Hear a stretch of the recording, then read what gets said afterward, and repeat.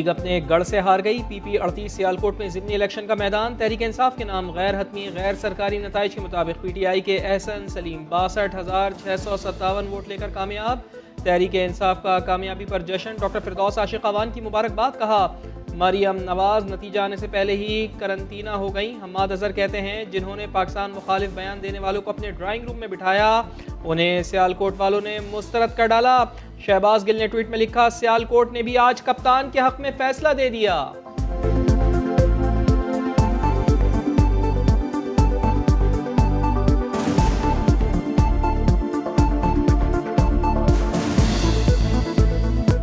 आजाद कश्मीर के बाद सियालकोट में भी शिकस्त। मरियम नवाज का ट्वीट आ गया, लिखा हार और जीत का पता तब चलेगा जब इलेक्शन होंगे।